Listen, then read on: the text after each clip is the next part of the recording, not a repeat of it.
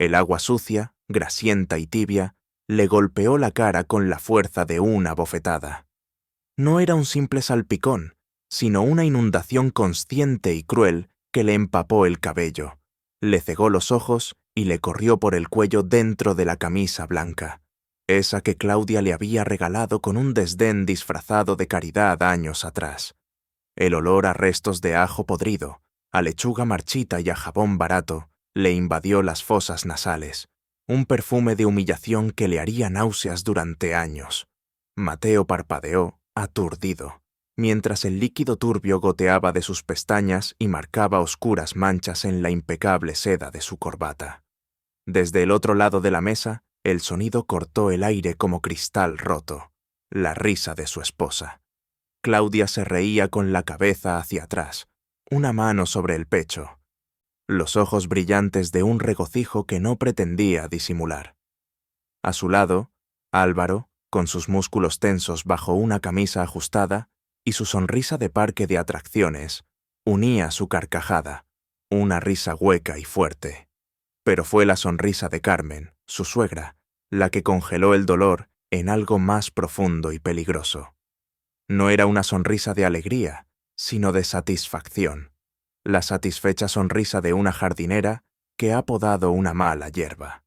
Sostenía aún la cubeta de acero en sus manos, aquellas manos llenas de anillos de diamantes que centelleaban bajo la luz de la araña de cristal del Club La Recoleto, en el corazón de la majestuosa Plaza Mayor de Salamanca. «Alguien tenía que limpiar la basura», dijo Carmen, con una voz tan serena como el agua estancada que acababa de lanzar. «Llegas tarde, desaliñado, a nuestro brunch dominical. Pareces un mendigo. Esto es lo que merecen los mendigos». Mateo intentó respirar, pero el olor a podredumbre y el dolor le apretaban el pecho. 7 años. 7 años de desprecios graduales, de comentarios ácidos de Carmen sobre su trabajo de profesor de historia en un instituto público, de las miradas cada vez más vacías de Claudia, de la sensación constante de ser un mueble mal colocado en la lujosa vida que el dinero de la familia de ella había construido. Y ahora, esto, en medio del club más exclusivo, ante la mirada disimulada pero ávida de medio Salamanca que almorzaba allí. «La funeraria llamó esta mañana», logró decir Mateo, su voz un susurro ronco que apenas se oyó sobre el tintineo de la cubertería de plata. «Para los últimos detalles del entierro de mi madre. Mañana». Un silencio incómodo, breve, se instaló. Claudia dejó de reír, pero su expresión no se suavizó, se endureció. «Por favor, Mateo, no empieces otra vez con eso», suspiró, como si su dolor fuera un capricho tedioso.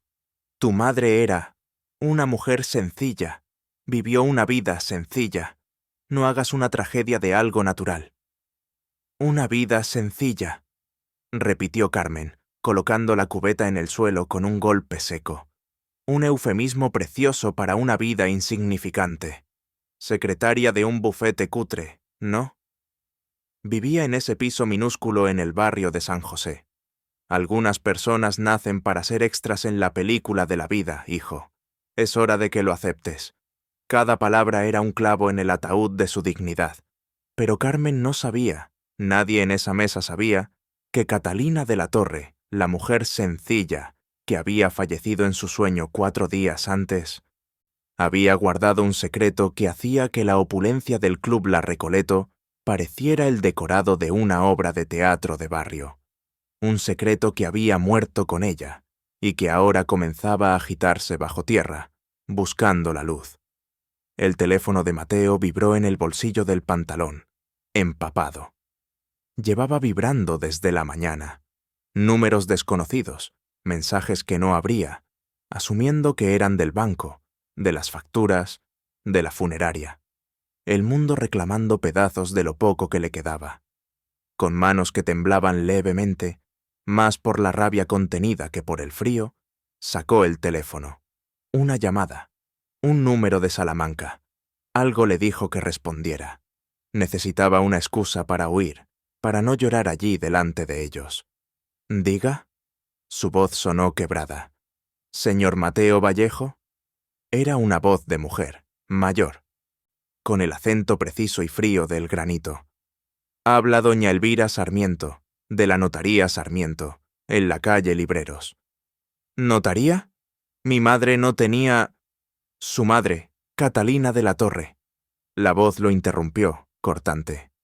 «Tenía muchas cosas de las que usted no era consciente. Le espero en mi despacho mañana al amanecer, a las 7 en punto. Es imperativo». «Pero el entierro es a las 11», balbuceó Mateo, confundido. «Precisamente, debe venir antes, y escúcheme con atención, joven». La voz de doña Elvira bajó aún más, convertida en un susurro áspero que parecía llegar desde otro siglo. «No firme ningún documento, absolutamente ninguno, hasta que no hablemos. ¿Me ha entendido?» Mateo miró los papeles que Álvaro había dejado sobre el mantel de hilo blanco. Los papeles del divorcio. Causas, irreconciliables diferencias. Álvaro los había traído personalmente, con una sonrisa de triunfo, como si servir una demanda de divorcio en un brunch fuera la última moda en crueldad. «Los tengo delante», murmuró en el teléfono. «Aleje la mano de ellos», ordenó la notaria. «Mañana a las 7. No se lo repito». La llamada se cortó. Mateo bajó el teléfono. Claudia, Álvaro y Carmen lo observaban con curiosidad rencorosa. «¿Problemas con el préstamo del coche, cariño?», preguntó Álvaro, mordiendo la última palabra con sorna. «Algo de mi madre», respondió Mateo, sin dar detalles. Una fuerza extraña, una chispa que surgía de lo más hondo de su humillación, comenzaba a arder dentro de él. Se levantó. El agua sucia chorreó de su ropa y formó un charco vergonzoso en el mármol pulido. Las mesas cercanas enmudecieron. «¡Tengo que irme!». «¡No puedes irte!», exclamó Claudia, poniéndose de pie. Su enfado era auténtico ahora. Le robaba el plato principal de su espectáculo. «No hemos terminado. Tienes que firmar estos papeles. Álvaro y yo nos vamos a su finca en la dehesa de Extremadura la próxima semana. Quiero esto resuelto». Mateo la miró de verdad, quizás por primera vez en un año. Vio la impaciencia, el egoísmo, el vacío donde antes había algo que, en retrospectiva, quizás nunca fue amor, sino solo el capricho de una niña rica por algo exótico, un hombre sin dinero. «Mi madre me enseñó que hay cosas que no se firman bajo coacción», dijo, y su voz, por fin, tenía una sombra de firmeza. «Y bajo la coacción de agua de fregar platos sucia, mucho menos». Carmen palideció ligeramente. Álvaro soltó un bufido. «¿Vas a ponerte digno ahora?». Se rió, con la cara goteando jabón para platos. Patético. Mateo no respondió. Dio media vuelta y comenzó a caminar entre las mesas, dejando un reguero de gotas y el peso de 100 miradas sobre su espalda.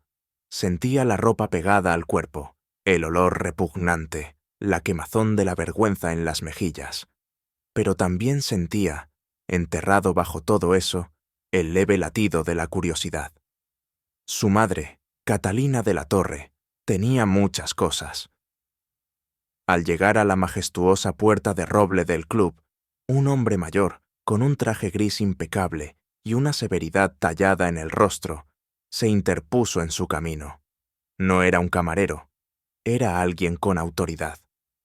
«Señor Vallejo», dijo el hombre con una inclinación de cabeza casi imperceptible. Extendió una mano enguantada de cuero negro. Sostenía un sobre pequeño, grueso, de papel pergamino. En el centro, un sello de cera lacrado, de un rojo oscuro como la sangre seca. En él se distinguía el relieve de un torreón coronado por una flor de lis. «De parte de doña Elvira Sarmiento, para que no olvide la cita». Mateo tomó el sobre. El pergamino era áspero y frío al tacto. El sello era una obra de arte en miniatura, un escudo heráldico. «Gracias», murmuró. «Buenas tardes, señor». El hombre dio otro paso atrás y desapareció en el vestíbulo, como un fantasma. Mateo salió a la luminosidad dorada de la tarde en la Plaza Mayor. El contraste era brutal. La grandeza armónica de la plaza, el murmullo de los turistas, el olor a café recién hecho y castañas asadas, contra su propio cuerpo sucio y destrozado. Se apoyó en una columna, lejos de las miradas, y con dedos temblorosos rompió el sello de cera. No había una carta, solo una tarjeta de visita en relieve. Doña Elvira Sarmiento Notaría y Gestión de Patrimonios Históricos. Calle Libreros, 27, Salamanca, 070033, y una línea manuscrita debajo, con una letra fina y temblorosa. Ella lo sabía todo, y lo guardó para ti. Un escalofrío que no tenía que ver con la humedad de su ropa le recorrió la espina dorsal. Alzó la vista, perdido. Desde la ventana abierta del salón principal del club, a 20 metros de distancia, 3 rostros lo observaban. Claudia, con el ceño fruncido. Álvaro, burlón aún. Pero era el rostro de Carmen el que le detuvo la respiración. La elegancia glacial, la seguridad de hierro, se habían esfumado. Su mirada estaba clavada, no en él, sino en el pedazo de pergamino que colgaba de su mano, y sobre todo, en el pequeño fragmento de cera roja rota que brillaba al sol. Sus ojos se habían abierto como platos. Su boca entreabierta en una mueca de... ¿reconocimiento? ¿Temor? Ella conocía ese sello. Lo reconocía. Y en ese instante, antes de que Carmen pudiera componer su expresión, antes de que Claudia pudiera gritarle otra orden, Mateo supo, con una certeza que surgió de las entrañas, que el agua sucia, las risas, el divorcio, todo era solo el prólogo de algo que su madre había tejido en silencio durante décadas y que ahora, finalmente, comenzaba a desplegarse. Dio media vuelta y se perdió entre la multitud de la plaza, el sobre apretado contra su pecho, la humillación convertida en un combustible frío y nuevo, y la mirada aterrada de Carmen, quemándose en su memoria. Mañana al amanecer, todo cambiaría para siempre. El amanecer en Salamanca era una bendición fría y azul. Mateo caminó por las calles adoquinadas de la calle Libreros, vacías aún, con el eco de sus pasos como los latidos de un corazón ansioso. Llevaba la misma ropa del día anterior, limpiada en seco de urgencia en un hotel barato cerca de la estación, pero que aún conservaba el fantasma del olor a humillación. En la mano, el sobre de pergamino le quemaba los dedos. El número 27 era una puerta de madera maciza, oscura por los siglos, con un aldabón en forma de león. No había placa, solo un pequeño escudo de piedra desgastado junto al dintel, el mismo torreón con la flor de lis. Antes de que pudiera llamar, la puerta se abrió hacia adentro, revelando un vestíbulo oscuro y una figura espectral. Doña Elvira Sarmiento era alta, delgada como un junco, vestida completamente de negro. Su rostro era un mapa de arrugas finas, pero sus ojos, de un gris acerado, eran jóvenes, vivos y penetrantes. «Puntual», dijo, sin sonreír. «Pase, señor de la Torre. Vallejo», corrigió Mateo automáticamente, entrando en una penumbra fresca que olía a polvo de archivo, cuero viejo y cera. «No», respondió ella, cerrando la puerta con un golpe sordo que resonó en el silencio. «De la Torre. Esa es su sangre. Su madre solo la prestó durante un tiempo. Sígame». Lo guió por un pasillo flanqueado por estantes que se perdían en la oscuridad del techo, llenos de legajos atados con cintas de seda. El despacho era una habitación circular, con una ventana alta que arrojaba un haz de luz sobre un escritorio caótico. En las paredes, mapas antiguos de Castilla. No había ordenadores, solo plumas, tinteros y pilas de documentos que parecían esperar su momento desde hacía décadas. «Siéntese», indicó doña Elvira, colocándose detrás del escritorio como un juez. Abrió una carpeta de cuero desgastada. De ella sacó primero una fotografía en blanco y negro y la deslizó hacia Mateo. Era una mujer joven, de una belleza austera y poderosa, con el pelo recogido en un moño severo y unos ojos que, incluso en la foto desvaída, transmitían una inteligencia feroz. Iba vestida con un traje de chaqueta que habría costado una fortuna en los años 60. A su lado, un hombre mayor, de bigote y mirada imponente, frente a un caserón que Mateo reconoció. Era el Palacio de Monterrey, uno de los emblemas de Salamanca. Catalina de la Torre e Ibáñez, dijo la notaria, golpeando la foto con un dedo huesudo. Su madre y su abuelo, don Gonzalo de la Torre, marqués de Valdeflores, dueño de media provincia, de minas de wolframio, de fincas, de ese palacio. La última descendiente de una de las 5 familias de sangre azul y hierro que levantaron esta ciudad. Mateo negó con la cabeza, una risa incrédula y amarga atorada en su garganta. No, mi madre cosía sus propios vestidos. Comprábamos la fruta en oferta. Vivíamos en un piso de 60 metros en San José. Usted confunde a alguien. Ella confundió al mundo entero, replicó doña Elvira sin pestañear. A los 24 años, embarazada de usted, renunció a todo. A la herencia, al título, a la vida en el palacio. Su abuelo, don Gonzalo, era un hombre cruel. Creía que el dinero y el apellido eran un yugo para moldear a las personas. Moldeó a sus otros 2 hijos hasta quebrarlos. Uno se suicidó. El otro vive encerrado en una finca, borracho de coñac y rencor. Catalina fue la única lo bastante fuerte para romper el yugo. Pero no pudo renunciar legalmente a todo. Su abuelo, en un último acto de despotismo, creó un fideicomiso irrevocable. La fortuna, las propiedades, las acciones, todo quedaría en suspenso, administrado por esta notaría, hasta su fallecimiento. Entonces, pasaría íntegramente a su único heredero, usted. Sacó más documentos, escrituras de propiedades, certificados de acciones de empresas que eran nombres legendarios en la economía española, informes bancarios. Mateo veía los números, los ceros, pero su mente no los procesaba. Eran abstracciones, como contar estrellas. El valor total, continuó doña Elvira, asciende, en una estimación conservadora, a 850 millones de euros. El aire abandonó los pulmones de Mateo. 850 millones. No eran 42.000 millones de una historia americana lejana. Era una fortuna concreta, española, enraizada en estas piedras. Una fortuna que podía comprar no solo coches, sino silencios, lealtades, destinos. ¿Por qué?, logró preguntar, su voz apenas un hilo. ¿Por qué vivir como vivió, si tenía esto? Doña Elvira por primera vez mostró algo que no fuera severidad. Sus ojos se suavizaron un instante. Por usted, por el hombre que está delante de mí, porque creía que la pobreza elegida era un terreno más fértil para un alma que la riqueza impuesta. Aquí tiene su respuesta. Le entregó una carta.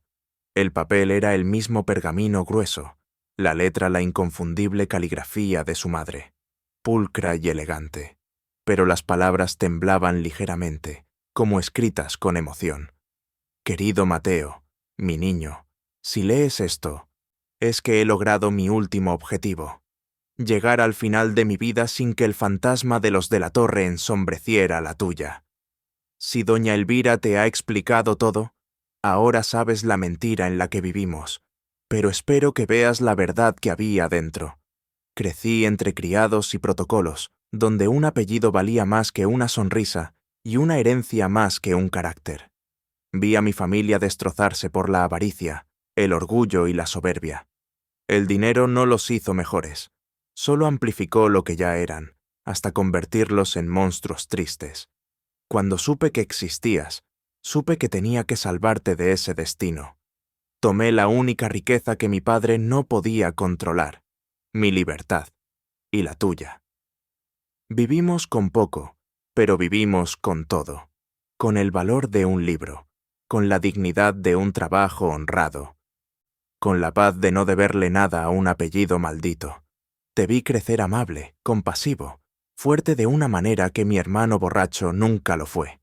Eres mi triunfo, Mateo, no el palacio ni las minas. Tú. Ahora, esta fortuna te llega. Es una herramienta peligrosa. Puede construir hospitales o puede comprar conciencias. Puede devolver dignidad o puede inflar egos. Tú decides. Solo te pido una cosa. No dejes que te convierta en lo que ellos querían que yo fuera. No dejes que te defina. Y perdóname. Perdóname por las mentiras, por las noches que pasé frío, por los juguetes que no te compré. Lo hice por amor. Un amor que espero que ahora, al fin, comprendas. Con todo mi corazón, tu madre, Catalina. Las lágrimas cayeron sobre el pergamino antes de que Mateo se diera cuenta de que estaba llorando. No eran lágrimas de alegría, sino de un dolor agridulce y enorme. Toda una vida de sacrificio silencioso, cada gesto de austeridad, cada negativa a un capricho, cada mirada de pena que él a veces le había lanzado. Todo había sido un acto de amor deliberado y brutal. Ella vigiló su vida, dijo doña Elvira en voz baja. Siempre desde la distancia. Pagó discretamente su carrera universitaria. Intervino cuando aquel profesor quiso fastidiarle la beca. Incluso, la notaria dudó. Incluso sabía de la infidelidad de su esposa. Mateo alzó la vista, los ojos nublados. ¿Qué? Hace unos meses, contrató a un investigador discreto. Tenía fotos. Sabía lo de Álvaro. Sufrió mucho por usted. ¿Y no hizo nada? ¿Podría haber qué? Lo interrumpió doña Elvira, con dureza. ¿Comprar la fidelidad de su mujer? ¿Amenazar al amante con su dinero? Eso es justo lo que su abuelo habría hecho. Ella confió en que usted, el hombre que ella había criado, encontraría su propio camino, incluso si ese camino pasaba por el dolor. Mateo se secó la cara con la manga. La tristeza comenzaba a solidificarse en otra cosa, en determinación. La escena del club volvió a él, nítida y cruel. La risa, el agua sucia, la mirada de Carmen. ¿Y los papeles del divorcio? Preguntó, su voz ahora firme. Si los hubiera firmado ayer, la señora Claudia tendría derecho a la mitad de todo. La ley. Pero no los firmó. Y ahora, con la adulteria documentada, el panorama es muy distinto. Podemos ofrecer una liquidación, generosa para un estándar normal, irrisoria para lo que es. Quiero hacer una oferta, dijo Mateo, levantándose. Se sentía extraño en su propio cuerpo, como si estuviera habitando a un desconocido. Quiero que sea justa, pero quiero que duela. Quiero que el dolor les recuerde, cada día, lo que perdieron por despreciar a alguien. Doña Elvira asintió, una sombra de aprobación en sus ojos grises. Podemos redactar una oferta de 10 millones de euros, a cambio de la renuncia a todo reclamo futuro, la devolución del apartamento y el silencio absoluto. Es más dinero del que ella podrá gastar, pero es una limosna comparado con su herencia. Y en cuanto a doña Carmen, un brillo casi feroz iluminó su mirada. Su posición social es su verdadera piel. Es vicepresidenta de la Junta del Museo de Arte Contemporáneo y del Patronato de la Universidad. La Fundación de la Torre ha sido donante anónimo de ambas instituciones durante décadas. Bastará una llamada para sugerir un cambio en la vicepresidencia. Mateo sintió un escalofrío. Esto no era solo dinero, era poder. El poder de alterar realidades, de reescribir destinos. El poder que su madre había renunciado para protegerlo. Hágalo, dijo. Salió de la notaría 2 horas después, con una tarjeta de crédito negra en la cartera, las instrucciones de un abogado especialista en familia y un peso en el alma que los millones no podían aliviar. Fue a una tienda de caballero en la Plaza Mayor y se vistió con un traje de lana fina, hecho a medida en otra época para alguien como él. Se miró en el espejo. El hombre reflejado tenía sus ojos, pero la ropa era la de un de la Torre. Al caer la tarde, la hora del paseo y el vermut, regresó al Club La Recoleto. Caminó entre las mesas con una seguridad que no era fingida, sino excavada en el dolor y la revelación. Los encontró en el mismo sitio, bebiendo gin tonics, con la tensión del día anterior convertida en una jactancia nerviosa. Claudia lo vio primero. Su sonrisa de bienvenida se congeló, se quebró al ver su transformación. Carmen palideció. Álvaro frunció el ceño, confundido. «Pensé que no tendrías el valor de volver», dijo Claudia, recuperando la compostura con un hilo de voz. «He venido a darles una respuesta», dijo Mateo, sin sentarse. Su voz era clara, tranquila, y atrajo miradas. «A la demanda de divorcio y al brunch familiar». Extendió una carpeta elegante hacia Claudia. «Es una oferta, 10 millones de euros, pagados en 5 años. Conservas tu coche, tus joyas. El piso me lo devuelves. A cambio, renuncias a todo lo demás y firmas un acuerdo de confidencialidad». Claudia soltó una risita histérica. «¿Estás drogado? ¿10 millones? Si no tienes ni para pagar a tu abogado». «Los tengo», dijo Mateo, mirándola fijamente. «Mi madre no era una secretaria de bufete cutre, Carmen. Era Catalina de la Torre, heredera única del marqués de Valdeflores. Yo soy, desde hace 4 días, el dueño de esa fortuna». El silencio que siguió fue absoluto. Se podía oír el tintineo de una cuchara en una mesa lejana. La copa de Carmen tembló en su mano, derramando unas gotas de ginebra sobre el mantel blanco, como lágrimas de alcohol. «Es imposible», susurró Carmen, pero su mirada, llena de un terror antiguo, delataba que siempre lo había sospechado. Ese sello de cera. Lo había visto en documentos antiguos de su propia familia. «Es muy posible», continuó Mateo.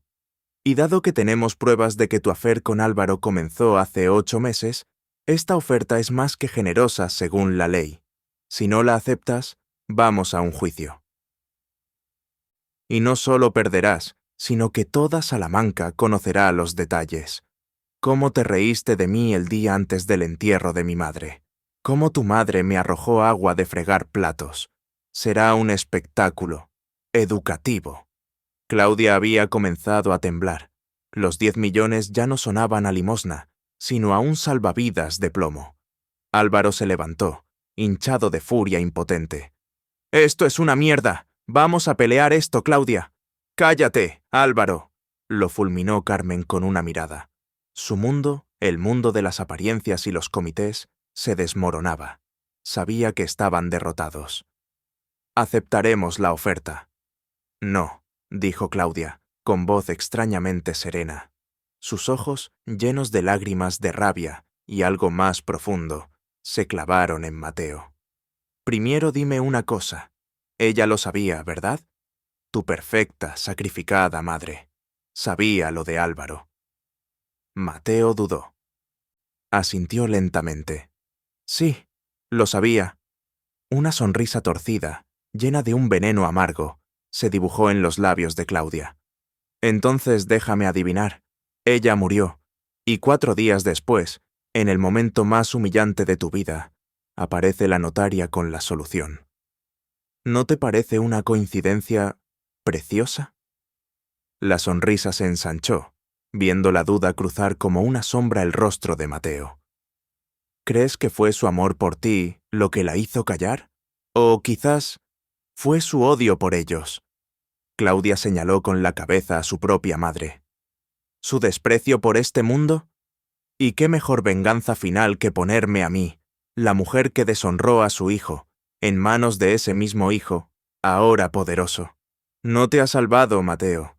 Te ha convertido en su arma, y te ha puesto el gatillo en la mano». Claudia se inclinó hacia adelante. Sus palabras un susurro letal que solo él podía oír. «Ella orquestó esto. Tu santa madre. Sabía que yo te pediría el divorcio aquí, hoy. Sabía cómo reaccionaría mi madre. Lo sabía todo. Y se murió en paz, sabiendo que tú, su buen hijo, nos destruirías a todas. ¿Aún crees que eres el dueño de tu destino o solo el ejecutor del suyo? Recogió la carpeta de los 10 millones. Firmaré, no por tu dinero, para salir de esta obra de teatro que ella escribió. Y dando media vuelta, abandonó el club, dejando a una Carmen hecha añicos, a un Álvaro desconcertado y a un Mateo completamente quieto, con el corazón convertido en un puño de hielo, la semilla de una duda atroz plantada en lo más profundo de su alma. La venganza ya no sabía a nada, solo a ceniza, y a la aterradora posibilidad de que la mujer que lo había amado hasta el sacrificio también lo hubiera manipulado hasta la ruina. La duda era un ácido que le corroyó el alma durante días. Las palabras de Claudia resonaban en cada rincón silencioso de la suite del hotel donde Mateo se refugió, más grande y vacía que todo el piso de su infancia. Ella orquestó esto. ¿Podía ser cierto? ¿Podía la mujer que le leía cuentos, que le enseñó a atarse los zapatos, que se pasaba las noches cosiendo sus uniformes escolares, haber sido también una estratega fría que utilizó su propio sufrimiento como el movimiento final de una partida de ajedrez mortal? Mateo no tocó el dinero. La tarjeta negra yacía en la mesilla de noche como un artefacto explosivo. En su lugar, hizo lo único que se le ocurrió: caminar. Recorrió los lugares de su madre.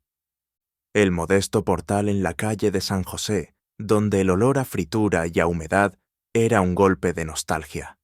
El parque donde ella le hacía los deberes en un banco, diciendo que el aire libre ayudaba a pensar. La biblioteca pública donde pasaban las tardes de invierno, y donde ella, con sus manos finas que él ahora sabía que nunca habían conocido el trabajo duro real, devoraba libros de filosofía e historia. Fue en esa biblioteca, en una sección polvorienta de archivos locales, donde encontró el primer indicio que no encajaba con la imagen de la santa mártir ni con la de la manipuladora cruel. Buscando sin saber qué, dio con una colección de periódicos digitalizados de los años 80. Y allí, en una pequeña nota social de El Adelanto, la Crónica de Salamanca, vio una foto. Era una gala benéfica en el Palacio de Monterrey. Entre el gentío, reconoció a su madre, joven, radiante, con un vestido largo, pero no sonriendo a la cámara. Estaba de espaldas a la sala, hablando con intensidad con una monja, una mujer de rostro severo y ojos llenos de fuego. La pieza decía: Catalina de la Torre, heredera de Valdeflores, en un animado debate con la hermana Margarita, de la Orden de los Pobres Servidores, sobre la inversión ética de capital. Animado debate. Él conocía esa expresión en el labio de su madre. Significaba que estaba dando una batalla dialéctica feroz. Buscó el nombre. La hermana Margarita había fundado una red de comedores sociales y escuelas para los gitanos de las chabolas a las afueras de la ciudad, enfrentándose a la indiferencia de las instituciones. Una luchadora. Un bibliotecario anciano, viéndolo husmear, se acercó. La hermana Margarita, una santa con carácter. Tuvo un ángel guardián, dicen, una benefactora anónima que durante décadas financió casi todo su trabajo. Sin ella, el barrio de La Vega sería un erial. Mateo sintió un vuelco en el corazón. ¿Anónima? Totalmente. El dinero llegaba a través de una notaría, la Sarmiento, creo. Pero la hermana Margarita sabía quién era. Solo una vez, hace años, se le escapó en una entrevista. Dijo: mi benefactora es un alma que eligió la sombra para que nuestra luz pudiera brillar. Su sacrificio es mi inspiración. Sacrificio, no manipulación. Eligió la sombra. Mateo salió de la biblioteca con el pecho oprimido por una emoción nueva. Su madre no había sido pasiva. Había estado librando una guerra silenciosa desde las sombras, usando el arma de su herencia maldita para sembrar bien. No había huido solo para protegerlo a él. Había huido para poder luchar a su manera, lejos de las garras de su apellido. Necesitaba una confirmación final. Tomó un taxi y se dirigió a las afueras, al barrio de La Vega. Lo que vio le cortó la respiración. Entre bloques de viviendas sociales bien conservados, había un centro comunitario nuevo, con una placa: Centro Social Catalina, Educación y Dignidad. No era un nombre común. Al lado, un comedor y una guardería. Niños jugaban en un patio colorido. No era caridad ostentosa, era infraestructura de esperanza. Una monja mayor, con el rostro surcado como la corteza de un olivo, dirigía a unos voluntarios que descargaban comida. Era ella, la de la foto, la hermana Margarita. Mateo se acercó, nervioso. «Hermana, disculpe, mi nombre es Mateo Vallejo. Catalina era mi madre». La mujer se volvió lentamente. Sus ojos, de un azul desvaído, lo escudriñaron, no con curiosidad, sino con un reconocimiento inmediato y profundo. Una sonrisa lenta, que iluminó todo su rostro, le respondió. «Sabía que vendría. Ella me dijo que, si alguna vez venía un joven con sus ojos y una herida en el alma, le dijera la verdad. Pase. Tomaremos un café». En una pequeña oficina llena de papeles y olía a café barato y solidaridad, la verdad se derramó, simple y poderosa. «Su madre», comenzó la hermana Margarita, «fue la persona más libre que he conocido, y la más atada. Libre porque renunció a las cadenas del oro. Atada porque se encadenó voluntariamente al amor por usted. ¿Orquestó su sufrimiento? No. Lo previo. Sabía el carácter de la familia de su esposa. Sabía, por la investigadora, de la infidelidad. Una noche, hace unos meses, vino a verme. Lloraba, no por ella, sino por el dolor que usted iba a pasar. «Margarita», me dijo, «¿cómo puedo protegerlo del fuego sin robarle la experiencia del calor y la quemadura? Si interfiero, le robo la oportunidad de ser fuerte. Si no interfiero, le dejo sufrir». Su lucha no fue como hacer que usted se vengara. Su lucha fue como permitir que usted viviera su vida, con todo su dolor y su gloria, dándole solo las herramientas para levantarse después de la caída. La herencia no era el premio, Mateo. Era la red que ella tendió durante 30 años para que, cuando usted cayera, y sabía que caería, no se hiciera polvo. Le tendió una carta, otra, la última. «Querido hijo, si estás leyendo esto con Margarita, es que has buscado respuestas más allá del dinero.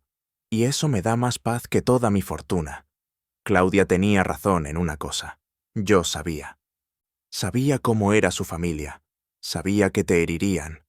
Y sí, morí en paz. Pero no porque hubiera planeado tu venganza, sino porque confiaba, con todo mi ser, en el hombre en que te habías convertido. Confiaba en que, cuando te dieran la espada, tú elegirías no decapitar, sino cortar las cadenas de otros. La duda que ella sembró en ti es el último regalo de esta prueba. Te fuerza a elegir. ¿Soy la víctima de un plan o el arquitecto de mi propio legado? El dinero es tuyo. Tu alma siempre lo fue, con un amor más grande que todos los palacios. Madre». Mateo lloró allí, en la oficina pobre, frente a la monja. Fueron lágrimas de liberación. La duda se disipó. Su madre no lo había manejado como un títere. Lo había criado como a un hombre, y luego, en el abismo, le había tendido la mano y susurrado: «Ahora elige quién serás». La paz que lo invadió no era ausencia de dolor. Era la certeza de que el dolor tenía sentido. Y con esa paz vino la claridad. Las semanas siguientes fueron un torbellino de acción serena. Firmó los papeles que donaban una parte sustancial de la herencia para crear la Fundación Catalina de la Torre, con la hermana Margarita y doña Elvira, en el consejo. No sería una fundación de galas, sino de manos en la tierra. Comprometió otra parte a un fondo para la rehabilitación de los cascos históricos de pueblos abandonados de la provincia. El Palacio de Monterrey lo convirtió, no en su vivienda, sino en un centro internacional para estudios de ética y patrimonio. Claudia firmó los papeles del divorcio. recibió sus 10 millones y se mudó a Madrid. La última vez que supo de ella, estaba abriendo una galería de arte, sola. Carmen fue invitada a dimitir de sus cargos. La vieron, una tarde, sentada sola en un banco de la Plaza Mayor, mirando las piedras centenarias, como si por primera vez entendiera que no le pertenecían.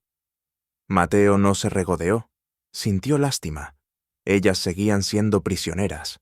Él, al fin, era libre. Una tarde de otoño, con el sol bañando de oro las piedras de Villamayor, se inauguró el primer proyecto completo de la fundación, la rehabilitación de una plaza entera en un pueblo olvidado, con una fuente nueva, árboles y un pequeño centro médico. Mateo estaba allí, sin corbata, ayudando a servir un aperitivo a los ancianos del lugar. No lo presentaron como el benefactor, sino como Mateo, el hijo de Catalina. Desde el borde de la plaza, observando la escena, estaba Claudia. Había venido desde Madrid, impulsada por algo que no entendía. Lo vio reír con un viejo, agacharse para hablar con un niño. Vio la tranquilidad en sus ojos, una luz que nunca había tenido cuando estaba con ella. Y en ese momento, Claudia comprendió la verdad más devastadora de todas. Ella nunca lo había despreciado por pobre. Lo había despreciado porque su riqueza interior, la que su madre había cultivado con tanto cuidado, la hacía sentir a ella, con todo su dinero heredado, vergonzosamente pobre. Dio media vuelta y se fue, para siempre, sabiendo que el precio de su desprecio había sido su propia alma. Al caer la noche, Mateo se quedó solo en la plaza ya vacía. La fuente murmuraba. Encendió una vela pequeña en el nuevo banco de piedra que tenía una placa. En memoria de Catalina, que enseñó que la herencia más grande es la que se planta en el corazón de los demás. Miró la llama, pequeña y tenaz contra la brisa. Su teléfono vibró. Un mensaje de Emma, la profesora de historia del instituto, donde había empezado a dar clases voluntarias sobre patrimonio. Hoy les hablé a mis alumnos del valor que no aparece en los libros de contabilidad. Se me ocurrió que podrías venir a contarlo tú alguna vez. Tu historia sería el mejor examen. Sonrió. Emma solo lo conocía como Mateo, el profesor voluntario. Eso, decidió, era lo único que quería ser. La herencia estaba administrada. La fundación caminaba. Su nombre, de la Torre, ya no era un peso, sino una promesa que cumplir día a día. La manipulación y la venganza quedaban atrás, como sombras disipadas por la luz de una comprensión mayor. El amor verdadero no controla. Empodera. El legado verdadero no se mide en millones, sino en las vidas que se tocan y se elevan. Apagó la vela y miró hacia el cielo, donde las primeras estrellas asomaban sobre los tejados del pueblo renacido. Sintió, con una certeza que venía de lo más hondo, que su madre estaba en paz. Y por primera vez, desde que el agua sucia le golpeó el rostro, él también lo estaba. La verdadera riqueza no es lo que acumulas para ti, sino lo que siembras en los demás. Esta historia, la de Mateo y Catalina, es un recordatorio de que nuestras heridas pueden convertirse en los cimientos de algo hermoso, y que nuestro valor nunca lo define el mundo, sino la luz que elegimos proyectar desde dentro. Si esta historia te ha removido por dentro, si te has reconocido en alguna de sus sombras o en alguna de sus luces, entonces esta conversación no termina aquí. En mi canal seguimos explorando las historias que nos hacen humanos, las que duelen, las que sanan, las que nos recuerdan quiénes somos y quiénes podemos llegar a ser. Te invito a que formes parte de esta comunidad. Suscríbete y juntos escribamos el próximo capítulo, porque tu historia, la mía, la de todos, merece ser contada.